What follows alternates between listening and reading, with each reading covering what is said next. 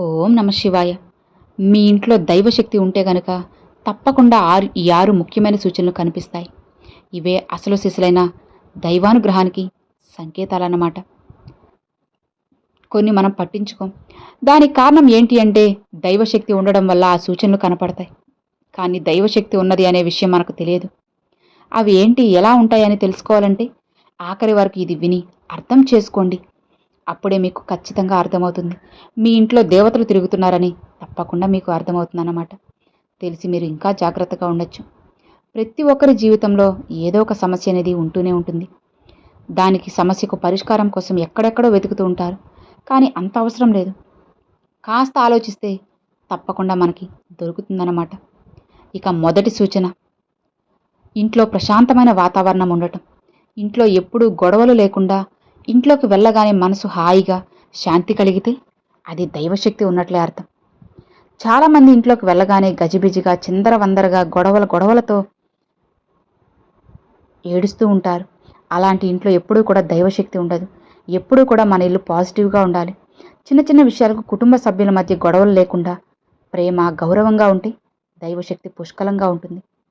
ఇలాంటి ఇంట్లోకి ఎవరైతే వెళ్తారో వాళ్ళకి ఎక్కడ పాజిటివ్ ఫీలింగ్ ఉంటుంది, అది వాళ్ళకి తెలిసిపోతుంది.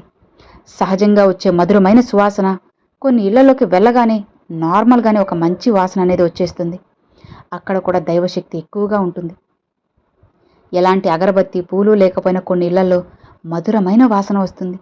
అక్కడ నుంచి పాజిటివ్గా ఉండి దైవశక్తి అనేది తప్పకుండా ఉంటుందన్నమాట. ఇది మనసుకు ప్రశాంతతను ఇచ్చి దైవశక్తి ఉంది అని చూపించే ప్రతిభ. అలానే మనం పూజ చేసే సమయంలో దీపం అటు ఇటు కదలకుండా స్థిరంగా నిటారుగా ఎలిగితే తప్పకుండా దైవశక్తి ఉంది అని అర్థం. దీపం అనేది స్థిరంగా అస్సలు చాలా వరకు వెలగదు. అక్కడ దైవశక్తి సరిగా ఉండదు. ఏ ఇంట్లో అయితే నిత్యం దీపం వెలుగుతూ ఉంటుందో అక్కడ దైవశక్తి ఉంటుంది. అలానే ఆ దీపం చిమచిమలాడకుండా ప్రశాంతంగా వెలిగితే అది మంచికి సంకేతం. దీపం వెలుగు మన జీవితంలో ఉన్న చీకటిని తొలగిస్తుంది, అజ్ఞానాన్ని తొలగిస్తుంది, జ్ఞానాన్ని అందిస్తుంది. అలాంటి స్థిరమైన దీపం దైవానుగ్రహానికి జీవితంలో ఒక సూచన.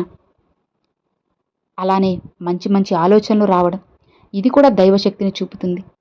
కొంతమందిలో చెడు ఆలోచనలు, ఇతరులకి చెడు చేయాలి, వాళ్ళని నాశనం చేయాలి, వీళ్ళని దెబ్బ కొట్టాలి అనుకుంటూ ఉంటారు.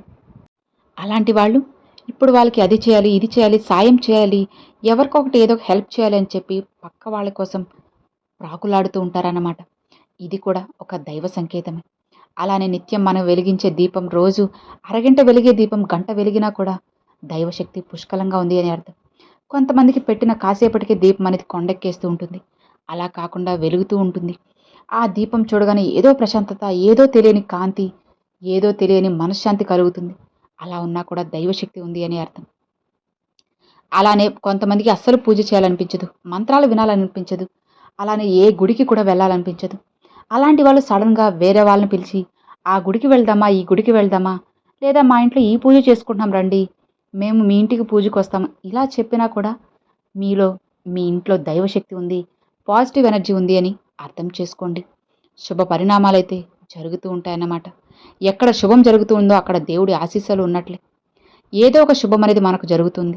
మనకు అనుకున్న పనులు సులభంగా పూర్తవడం, అడ్డంకులు తొలగడం, శుభవార్తలు వినడం, ఇవన్నీ కూడా దైవకృప ఉన్నట్లే అని తెలుసుకోండి. మనకు కనపడిన శక్తి మనకు తోడుగా ఉందన్న నమ్మకాన్ని మన జీవితంలో పెంచుతాయి. ఇవన్నీ జరగాలంటే ఇంట్లో పూజా స్థలం ఆకర్షణీయంగా శుభ్రంగా ఉండాలి. పక్షులు, గోరువంకలు ఇంటి చుట్టూ తిరిగితే చాలా మంచిది. మన ఇంట్లోకి ఎవరైనా వస్తే వాళ్ళు సంతోషంగా తిరిగి వెళ్ళాలి. బాధపడుతూ అస్సలు వెళ్ళకూడదు. అలా వెళ్తే మనకే మంచిది కాదు. అలానే నిజమైన దైవశక్తి అంటే బయట కనిపించే అద్భుతాలే కాదు, మన మనసు శుభ్రంగా ఉండడం, మనం మంచి పనులు చేయడం, ఇతరులకి సహాయం చేయడం, మనం ఎలాంటి కల్మషం లేకుండా ఉండటం. ఏదైనా సరే మంచి పని చేసేటప్పుడు మనం ముందుండాలి. ఎవరి జీవితంలో కూడా చెడు అనేది అస్సలు కోరుకోకూడదు. అలా కోరుకుంటే మన జీవితంలో దైవశక్తి అస్సలు ఉండదు. మనం ఎప్పుడైతే మంచిగా ఉంటామో, ఎదుటి వాళ్ళకి మంచి చేయాలనుకుంటామో మన జీవితంలో కూడా ఖచ్చితంగా మంచి జరుగుతుంది. సో విన్నారు కదా, అర్థమైంది కదా. ఈ వీడియో నచ్చితే లైక్ చేయండి, మరికొంతమంది మీ ఫ్రెండ్స్ అండ్ ఫ్యామిలీస్కి షేర్ చేయండి. ఫస్ట్గా మన ఛానల్ చూసే వాళ్ళు సబ్స్క్రైబ్ చేసి సపోర్ట్ చేయండి ఫ్రెండ్స్. మరి మీకు ఎలాంటి సూచనలు కనిపిస్తున్నాయని నాకు కామెంట్లు అయితే షేర్ చేసుకోండి. Thanks for watching. ఓం నమ శివాయ. శివాయ నమః.